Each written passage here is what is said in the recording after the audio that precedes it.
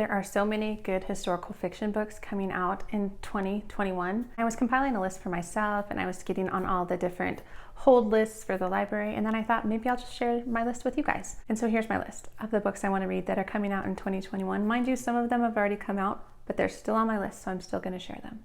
So hi, my name is Angie. Welcome to my channel, or welcome back to my channel. If you are new here, I'm a mom to four. I love to homeschool, I love to read good books, and I love to share both of those things on this channel. So if you also like those things, please consider subscribing. So if you are watching this video as it is going up, you probably know that this month I am hosting Historathon with Amanda over at the Curly Reader.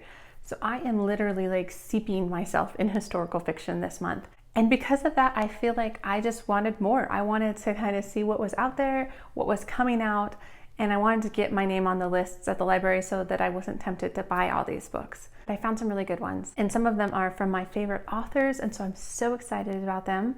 So let me just hop in and share the books that I am excited about. Starting with The Children's Blizzard by Melanie Benjamin, I think is who wrote it. And this sounds fascinating. It's about this just crazy snowstorm that happened in the late 1800s, I think like 1888 or something like that. And it was in the Great Plains, so I think it was the Dakota area, and it hit all of these like homesteaders and farmers really hard. But the story is told from the children's point of view, and it just sounds really hard but really, really good. So basically on the day of this storm, the morning started really mild, and so some of these kids did not take their like big jackets as they were walking to kind of that local one-room schoolhouse area, and they did not have what they needed. And then this storm blew in that was just crazy. And in this book, we follow school teachers. So these women who are in charge of a group of kids that are now either stranded at the schoolhouse, or they have to encourage the kids to try and get home in this blizzard and not get lost. And it just sounds horrific, but it sounds very interesting. Also because this was a true event, this truly did happen. And so I'm looking forward to this one. The next one that looks really interesting is Yellow Wife by Sadaqua Johnson, I think it is. And this is about a woman who was born into slavery, but she was born onto a plantation that for some reason, I think her mom was like the medic or something like that. And so she was in better standing and well liked. And so I wouldn't say that she had like an easy life by any means. She was still a slave, but there was some cushion there. And so the owner of the plantation promised her freedom at 18. And so she was really looking forward to it, all that it would give her. And then something happens, and I'm not sure what it is, but it sounds like she gets her freedom, but then she gets put into a jail of some sort. And I'm not sure if it's just this really terrible plantation, because it's called Devil's Half Acre, I think is what it's called. And she has to work there and like deal with just how brutal and terrible it is, and how terrible the owner of this jail is. And so it just sounds hard, but it just sounds very interesting because her character to me sounds very, very interesting. So that's The Yellow Wife. Next is the latest Kristen Hanna book, which I actually got through Book of the Month. It's on the way to me as we speak. I am so excited about it. The Nightingale is one of my favorite books. I have read a ton of Kristen Hanna's backlist over the last 10 years or so, so she is definitely one of my favorite authors.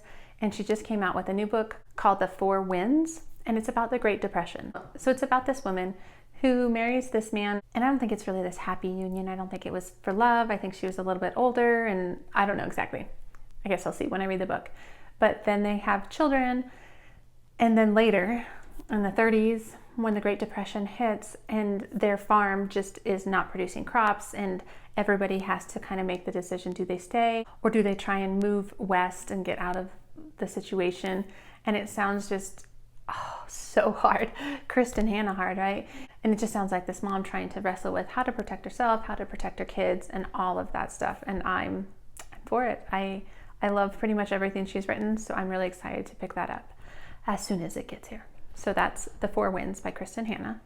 Another book by another one of my favorite authors is Susan Meisner, and it's called The Nature of Fragile Things. And this sounds excellent. So this is at the turn of the century, and there's this woman in New York City, and she doesn't want to be there. I can't remember exactly why, but she answers this mail order bride ad for this man in San Francisco that wants a wife. And so she just agrees to do that. She moves to San Francisco, marries this guy, and he has a 5-year-old daughter who doesn't speak. And so this woman falls in love with this little girl. And I think stuff kind of starts to surface, like that the situation is not as straightforward as it seemed, There are 2 other women involved in some way with this man and this girl.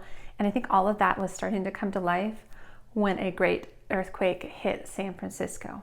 And so that just sounds interesting. I think I saw another historical fiction book when I was looking for books to reserve about a great earthquake in San Francisco. So for some reason, authors are writing about it right now, but I think this sounds fantastic. And I loved As Bright as Heaven, so I'm really excited to pick up this book, The Nature of Fragile Things.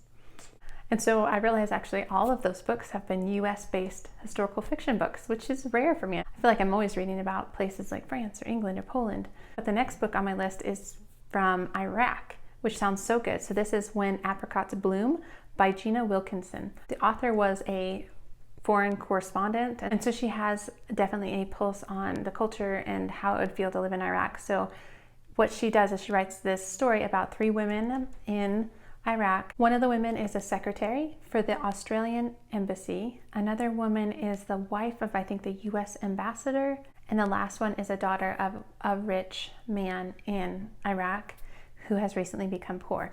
And so for some reason, these women form friendships and they kind of, their lives run into each other. And then there is something to do with the secret police and just the corrupt dictator and government and all of that. So it just sounds really interesting. So I'm looking forward to reading that. I really have not picked up too many books from that area of the world other than like The Kite Runner and 10,000 Suns. And so I'm looking forward to picking up this book, When Apricots Bloom. And the cover is just really pretty too. And the last book actually comes out in March. I feel like everything else I've talked about will have already come out by the time that this video loads, but that's okay. So anyway, this book is called The Women of Chateau, Lafayette by Stephanie Dray. This sounds fantastic. So this is about a castle in France, and it's about women who protect it.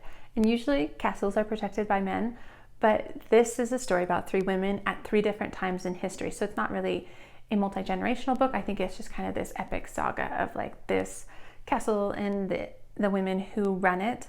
And they run it kind of during 3 really big times in history. So the first woman during the French Revolution, the second woman I think around World War I, and the third woman around World War II. So it just sounds really interesting, and I just like the idea of learning some history about the castle and life in the castle and things like that. So I'm looking forward to that book. The last book I want to mention has no title, has no cover. I don't even know if it's truly going to come out in 2021, but I follow Amor Tolls on Twitter, and he stated that this book is intended to come out in 2021.